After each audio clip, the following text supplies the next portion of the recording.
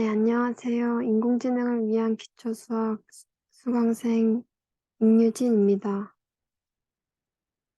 음, 기말고사 중심으로 발표를 진행할 거고요. 먼저 네, 개념들을 몇 가지 살펴보자면 중간고사 범위에서는 이런 것들을 다루고 이런 것들을 활용해서 기말고사 때는 먼저 조건부 확률을 배웠습니다. 조건부 확률의 곱셈 정리와 또 이것을 통해서 베이지 정리를 배웠고, 이 베이지 정리는 사전 확률과 사후 확률을 이용해서 그 관계를 조건부 확률을 이용해서 계산하는 것을 말합니다. 그리고 확률 분포에 대해서도 배웠습니다. 그리고 이산 확률 변수에 대해서도 배우고, 그래서 이 이산 확률 변수의 확률 분포를 확률 질량 함수로 표현하는 것과 뭐 기대값, 분산, 표준 편차 계산하는 방법을 배웠고요. 그다음에 연속 확률 변수의 확률 분포를 확률 밀도 함수로 표현하는 것을 배웠습니다. 그래서 이제 이것도 기대값과 분산, 표준 편차를 배웠고요. 네, 그리고 이산 확률 분포에는 베르노이 분포, 이항 분포, 포화송 분포 등이 있는데, 이제 베르노이 분포에서는 1회 실행 결과가 성공 1 또는 실패 0 두 가지 하나로만 나오는 시험을 말하고, 이거를 확률 변수를 통해서 표현한 게 이렇게 나옵니다. 그리고 이항 분포는 이제 한번 시행해서 사건 A가 일어날 확률을 P라고 두었을 때, 이제 이 사건이 일어날 횟수를 X라고 두면은 이제 확률 분포가 이렇게 나옵니다. 얘도 기대값과 분산 구할 수 있고요. 그다음에 포화송 분포도 배웠는데, 이제 이항 분포에서 평균이 일정하고 n이 한없이 클 때 포화송 분포를 사용할 수 있습니다.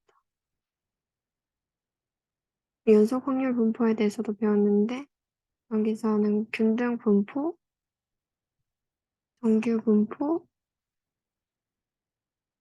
표준 정규 분포, 그다음에 지수 분포 등이 있는데, 일단 네, 균등 분포, A와 B 사이의 확률 변수 x가 일정한 값을 취할 때 이렇게 나타낼 수 있고요. 이걸 누적 분포 함수로도 나타낼 수 있습니다. 그리고 정규 분포, 이거는 많이 봤던 건데, 이제 정규 분포를 이런 식 종 모양으로 만들어서 나타내는 것을 말합니다. 정규 분포의 기대값과 분산 나타낼 수 있고요. 표준 정규 분포, 이제 이거를 평균값을 가운데 0으로 맞춰놓고 구한 것을 표준 정규 분포라고 합니다.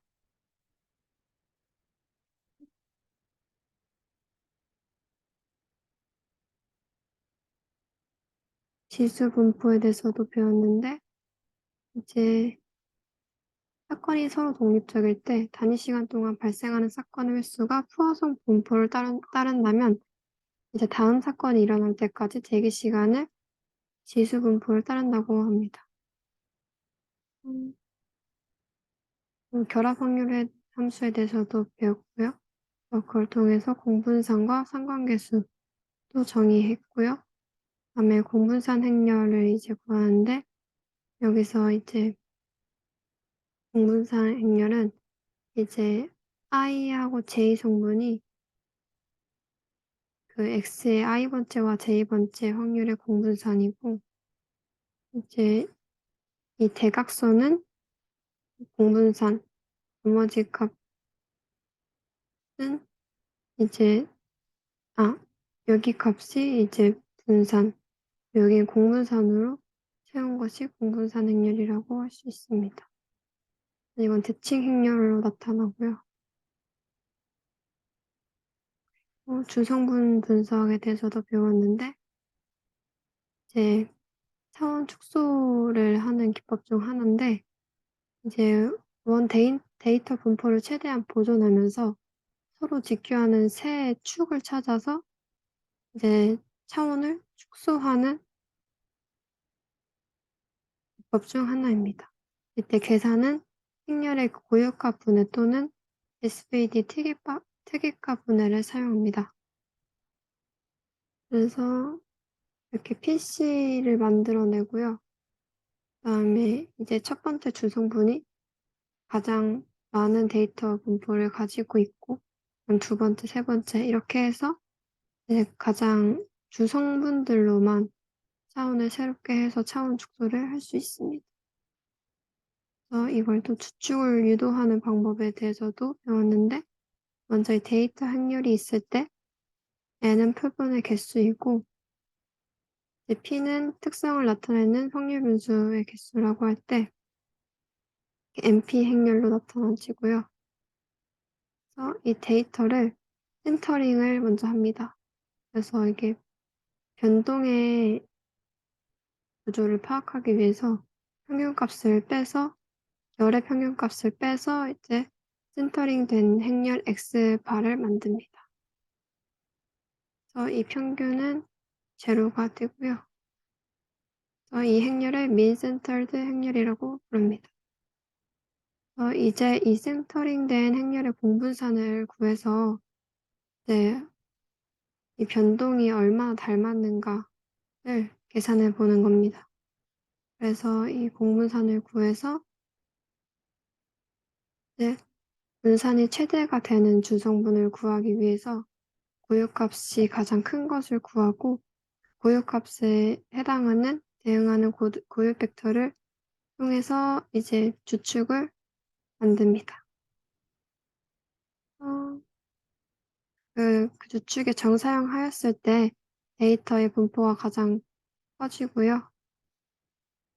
그리고 그렇게 선형 변환했을 때 크기만 바뀌고 바뀌지 않는 벡터를 고유 벡터 주축이라고 합니다. 그리고 이제 신경망에 대해서 배웠는데, 이건 뉴런을 모델링한 것으로 이제 인공지능에서 사용하도록 만든 게 인공 뉴런입니다. 그래서 인공신경망이라고 하는 것은 이제 뉴런 신경망처럼 이제 특정 신호가 들어왔을 때 이제 하나의 신호를 출력하는데, 이제 그 가중치를 각 입력 신호에 대한 가중치를 계산하여 그 출력값을 뽑아내는 것을 말합니다. 그래서 여기서 활성화 함수로는 이런 것들이 사용되고요. 이제 인계값을 기준으로 활성화되거나 비활성화됩니다. 그래서 신경망은 입력층, 은닉층, 출력층으로 구성되어 있고요. 입력층에서 신호를 받으면 미리 부여된 가중치와 계산돼서 그 총합이 은닉층으로 전파되고, 이제 그 주어진 활성화 함수에 따라서 다음 층으로 전해질 신호가 계산됩니다. 그래서 이렇게 점점 전파되어서 출력층에서 해당 결과를 볼 수 있습니다. 5차 역전파법은 이제 이 신경망에서 활용된 건데, 초기에 임의 가중치를 부여해 놓고 주어진 데이터로부터 신경망을 이용하여 얻은 예측값과 미리 알고 있는 정답 간의 오차를 계산해서 그 줄이는 방법으로 가중치를 점차 이제 업데이트 시켜 나가는 방법입니다. 먼저 오차를 구해서 가중치를 업데이트 시키는 겁니다. 먼저 순전파에서 입력층에서 받은 데이터를 활성화 함수를 통해서 인니칭의 출력값으로 뽑아낸 후 가중치를 곱하여 계산하여 출력층으로 전달해 줍니다. 인닉층과 활성화 함수를 통해서 나온 최종 출력값과 실제 값을 비교하여 오차를 계산해내고 이 오차 값을 이제 역전파 방향으로 이동하며 가중치를 업데이트합니다. 오차의 기울기를 구해서 경사하강법을 사용해서 이제 가중치를 업데이트합니다. 이제 파트에서 배운 것들 중 작성했고, 그다음에 이제 세 번째로는 가장 미닝풀한 것을 작성해 보았는데 중간고사 범위고요. 그다음에 기말고사에서는 PCA가 데이터 분석에서 갖는 의의, 이제 제가 PCA 처음 이제 제대로 좀 딥하게 공부하게 된 토론이어서 이게 조금 저한테 미닝풀했습니다. 그래서 이 토론을 통해서 좀 더 PCA를 이해할 수 있게 되었습니다.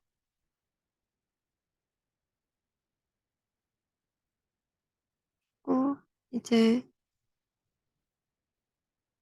참여 부분에 대한 건데 중간고사 때는 참여하였고 이제 기말고사 때는 이거는 제가 잠시 몸도 안 좋고 일정이 바빠서 이때 참여 못 해 가지고 8주차 때 좀 몰아서 했습니다.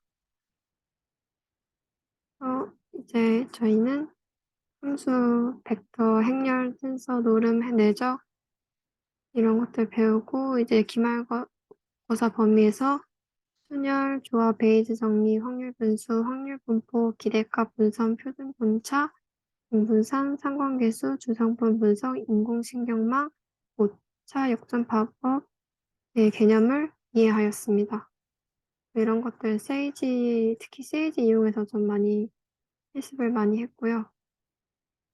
개인 또는 동료와 같이 이 강좌를 수강하면서 행렬에 대해서도 이제 많이 배울 수 있었고 실습 위주를 많이 해볼 수 있었습니다. 그리고 이제 특이값분의 공분산 행렬, 주성분 분석 이런 것들도 개념 어려운데 동료들과 같이 하면서 실습도 많이 해볼 수 있었고 개념을 실습해 보면서 개념을 많이 이해할 수 있었던 것 같습니다. 그리고 이제 인공지능에서 이 데이터들이 어떻게 활용되는지도 이제 생각해 볼 수 있었습니다. 그리고 개인 성찰 노트인데 음 저도 이제 중간고사 이후로는 기말고사 때 많은 참여가 어려워서 중간고사 때보다는 낮은 음 점검 점수가 나왔습니다. 주차가 진행될수록 이해가 어려워지기도 하고 또 제 일정도 점점 좀 빠듯해서 집중할 수 있는 시간이 어려워서 이해가 더 어려웠던 것 같습니다. 그래서 그래도 이제 반복해서 계속 읽어 보고 다른 학우분들의 풀이를 통해서 간략히라도 이해하려고 했습니다.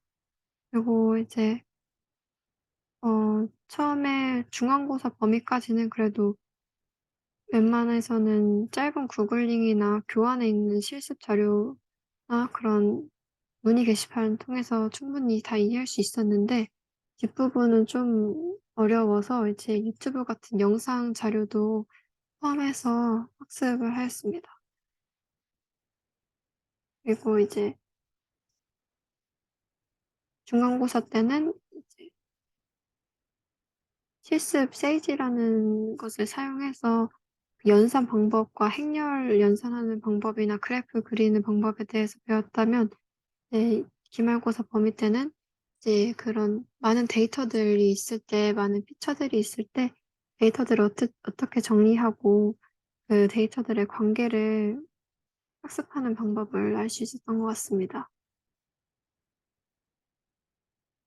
동료들의 문의 게시판 통해서도 많이 배울 수 있었고요. 그리고 이제 새롭게 배운 내용을 다음 제가 학기 남았을 때 인공지능 과목을 수강하면서 도움이 많이 될 것 같습니다. 그리고 Q&A에서 제 역할과 기여도는 이제 중간고사 이후로 어려워 가지고 많은 활동은 하진 못했지만 그래도 해야 되는 것들은 무조건 다 채워서 하려고 했고요. 그리고 제가 할 수 있는 만큼 최선을 다해서 이해를 하려고 했습니다. 그래서 활동은 적어져서 6 점을 주었습니다. 그리고 다른 학생에 대한 평가는 다른 분들도 중간고사 시점 정도에 좀 활동이 줄어들었는데 그 이후로 다시 활발하게 해 주셔서 저도 도움이 많이 되었던 것 같습니다. 음 그리고 또 중간고사 이후로 쪼끔 점수가 줄었는데요. 네. 그래도 자체 평가에서 잘한 점은 출석은 매주 다 하고 다 이해하려고 정말 노력했다고 생각하고요. 그리고 아쉬운 점은 활동이 좀 적어졌다 정도인 것 같습니다. 그리고 이제 다른 동료 평가라면 김종환 님입니다. 그래서 가장 적극적으로 활동해 주시고 뭔가 풀이도 깔끔해서 진짜 그 링크 첨부해 주신 것도 보면서 제가 이해 많이 했었던 것 같습니다.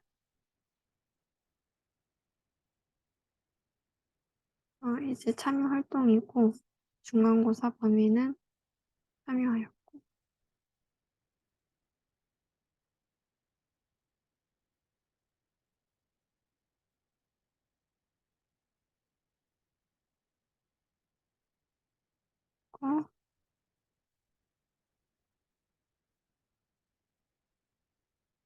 기말고사에서는 이제 선행 연립 방정식의 최소 제곱해를 구하는 것을 이제 다른 학우분들의 코드를 참고해서 저도 같이 실습해 보았습니다.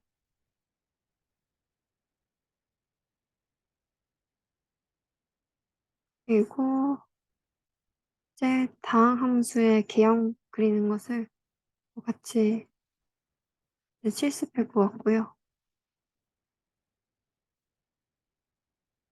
그리고 베이지 정리 이제 몬티올 문제에 대해서 토론도 같이 해 보았습니다. 저는 좀 음 2 시간 정도 생각을 해 봤는데 되게 어려웠던 것 같고요. 그래도 재미있었습니다.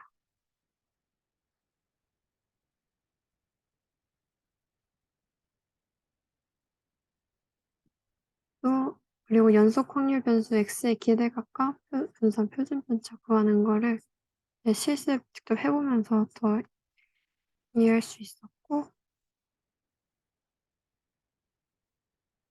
그리고 이제 공분산 행렬에 대한 주성분 분석 PCA를 하면서 차원 축소하는 과정에 대해서 토론을 하였습니다. 이 토론을 하면서 정말 많이 이해한 것 같습니다. 그리고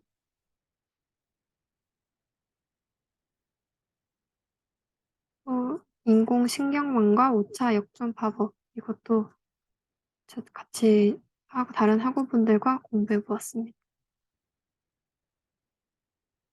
그리고 주성분 분석에서 특이값 분해가 어떻게 사용되는지도 같이 다른 학우분들과 이해하면서 같이 공부하였습니다.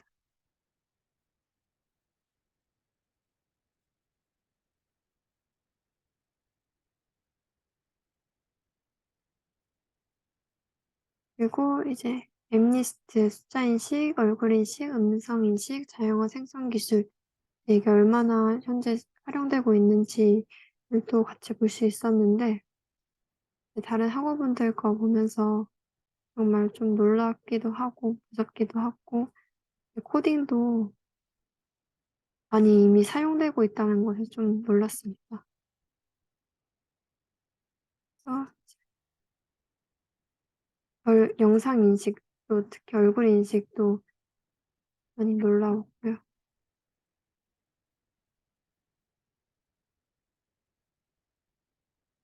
기말 과제에서 참여한 것들을 작성해 보았고 이제 마지막으로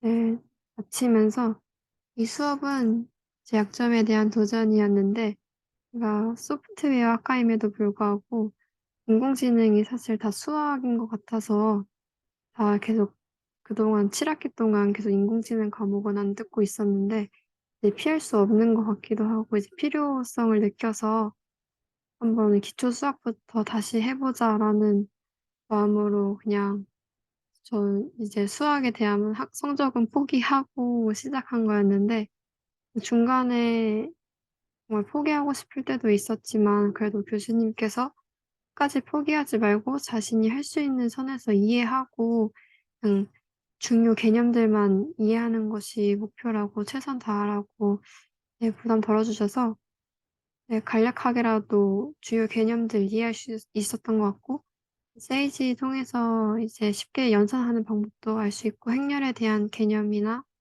데이터 처리하는 그런 방법이나 인공신경막 이런 것들이 좀 도움이 되었던 것 같습니다. 그래서 남은 막학기는 피하지 않고 이제 인공지능 수업을 3개 신청하였는데 이제 이번 학 지금 인공지능을 위한 기초 수학 이 수강을 통해서 배운 것을 토대로 계속 도전해 나가길 바랍니다. 감사합니다.